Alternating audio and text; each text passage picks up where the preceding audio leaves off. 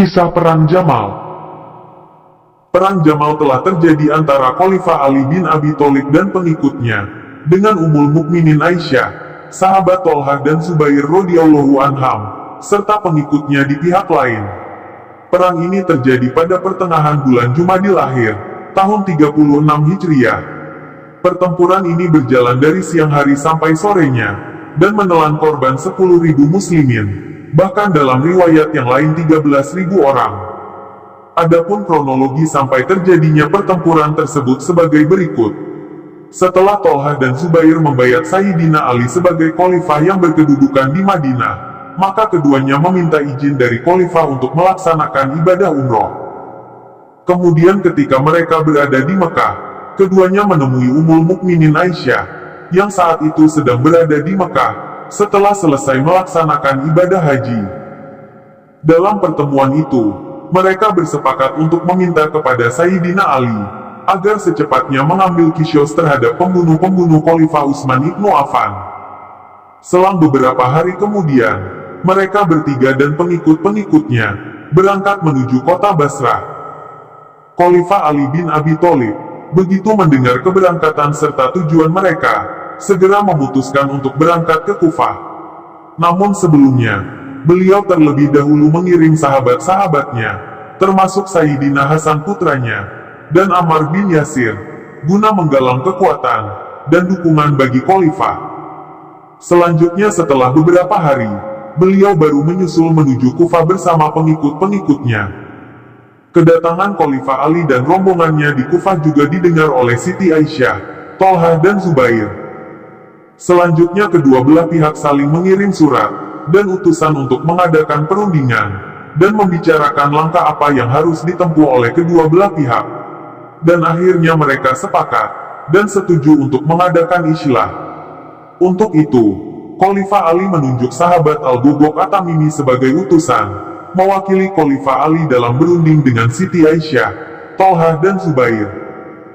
Pada awalnya mereka berkata bahwa mereka datang untuk islah, dan untuk meminta, agar orang-orang yang terlibat dalam pembunuhan terhadap Khalifah Utsman diadili, atau dilakukan kisyos terhadap mereka. Sebab mereka yaitu Siti Aisyah dan kawan-kawan, berkeyakinan, apabila tidak dilaksanakan kisyos, berarti mereka telah meninggalkan nas yang tertera dalam Al-Quran.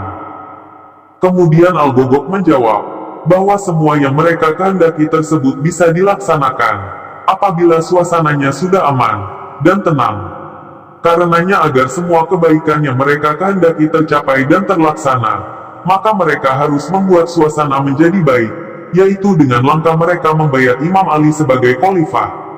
Tapi apabila usulnya tersebut mereka tolak, dan justru membesar-besarkan masalah tersebut, maka keadaan akan semakin keruh, dan tidak terkendali, yang akibatnya justru menjauhkan apa-apa yang mereka kehendaki. Rupanya jawaban Al-Ghughaq tersebut membuat Siti Aisyah, Tolha dan Zubair merasa senang dan puas, dan mereka setuju untuk dilaksanakan. Kemudian mereka berkata, kembalilah ke Ali dan sampaikan apa yang kamu sarankan. Apabila dia juga menerima saranmu tersebut, maka islah ini akan terlaksana. Selanjutnya ketika saran Al-Ghughaq tersebut disampaikan kepada Khalifah Ali, beliau setuju. Demikian hasil pertemuan antara pihak Khalifah Ali dengan pihak Siti Aisyah, dan berita perdamaian tersebut disambut gembira oleh penduduk Kufah dan Basrah. Sehingga malamnya membuat penduduk kedua kota bisa tidur tenang. Namun bagi orang-orang yang terlibat dalam pembunuhan terhadap Khalifah Utsman, berita perdamaian tersebut sangat tidak menyenangkan bagi mereka. Sebab apabila perdamaian sampai terlaksana, maka lambat laun mereka pasti akan dikejar-kejar dan diadili. Karenanya mereka sekuat tenaga berusaha menggagalkan perdamaian tersebut. Berbagai usaha mereka lakukan dalam usaha mereka mengeruhkan keadaan, diantaranya pada malam hari, di saat kelompok Siti Aisyah sedang tidur nyenyak, mereka menyusup ke tempat kelompok Siti Aisyah, bahkan sengaja meninggalkan senjata. Dengan tujuan agar pihak Siti Aisyah mengira ada musuh yang masuk menyelinap di malam hari. Bahkan ada yang meriwayatkan, ada beberapa kemah yang dibakar. Hal ini tentu saja membuat pihak Siti Aisyah curiga dan marah. Dan itulah yang membuat kesalahpahaman antara kedua belah pihak, sehingga keadaan tidak bisa terkendali dan terjadilah peperangan.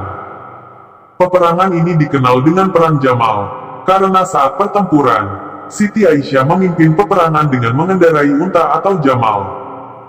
Dalam peperangan ini, Khalifah Ali berpesan kepada pengikutnya, agar jangan sampai melukai Siti Aisyah, dan beliau berkata, bahwa Aisyah adalah istri Rasulullah di dunia dan akhirat. Namun melihat pertempuran terus berjalan, sedang korban dari kedua belah pihak terus berjatuhan, maka Khalifah Ali memerintahkan agar unta yang dinaiki Siti Aisyah dihantam kakinya sampai roboh. Ternyata strategi Imam Ali ini berhasil, sebab begitu unta yang dinaiki Siti Aisyah roboh, pengikutnya yang selalu mendampinginya berlarian ketakutan. Akhirnya peperangan ini dimenangkan oleh kelompok Khalifah Ali. Terbunuh dalam pertempuran ini Sayyidina Tolha, sedang Sayyidina Zubair tidak ikut berperang. Dia meninggalkan rombongannya, dikarenakan dia teringat akan sabda Rasulullah yang ditujukan kepadanya, bahwa dia, Zubair, akan berselisih dengan Ali, sedang dia di pihak yang salah. Karenanya beliau segera meninggalkan medan pertempuran, menuju Wadi Suba, kira-kira 5 mil dari Basrah. Namun ternyata beliau diikuti oleh Amer bin Jurmus, dan di saat akan sholat beliau ditikam sampai meninggal. Setelah membunuh Sayyidina Zubair, Ibnu Jurmus mengambil kudanya, serta senjata dan cincinnya. Kemudian dia memberitahu teman-temannya akan kejadian tersebut. Di saat Khalifah Ali mendengar berita tersebut, beliau segera berkata, "Saksikanlah, bahwa aku pernah mendengar Rasulullah bersabda, pembunuh Zubair di neraka." Kanzul Umal. Adapun Siti Aisyah yang tertawan saat itu, Khalifah Ali memperlakukannya dengan sangat hormat dan baik. Kemudian Khalifah Ali memerintahkan Muhammad bin Abu Bakar As-Siddiq, yaitu saudara saya dengan Siti Aisyah, untuk menemui dan melihat keadaan Siti Aisyah.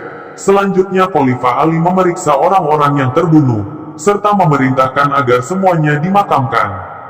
Dan setelah dikumpulkan, Khalifah Ali mensolati semua orang yang terbunuh dalam pertempuran tersebut, baik dari pihaknya maupun dari pihak Siti Aisyah.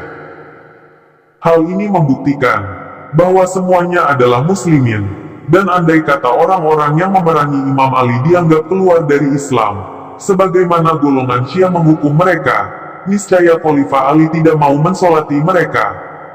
Kemudian Khalifah Ali menghampiri Siti Aisyah, seraya berkata, "Bagaimana keadaanmu ya Ummah?" Siti Aisyah menjawab, "Baik." Kemudian Khalifah Ali berkata, "Semoga Allah mengampunimu." Siti Aisyah menjawab, "Begitu pula kamu." Selanjutnya begitu Khalifah Ali memasuki kota Basrah, semua pengikut Siti Aisyah dan semua penduduk kota Basrah membayat Khalifah Ali bin Abi Tholib. Selang berapa hari Khalifah Ali mempersiapkan pemberangkatan Siti Aisyah ke Mekah, sebab Siti Aisyah berkeinginan untuk melaksanakan ibadah haji. Namun dalam riwayat yang lain diceritakan bahwa Siti Aisyah akan kembali ke Madinah.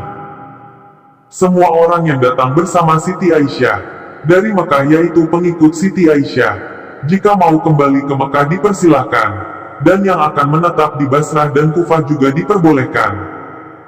Kemudian Khalifah Ali memerintahkan Muhammad bin Abu Bakar untuk mengawal saudarinya, serta memerintahkan 40 wanita dari kota Basrah, untuk mendampingi Siti Aisyah dalam perjalanannya menuju Mekah. Pada waktu rombongan akan meninggalkan kota Basrah, Khalifah Ali dan beberapa orang ikut melepas mereka. Dan saat itu Ummul Mukminin Aisyah berkata, "Wahai anakku, janganlah diantara kita saling menyalahkan."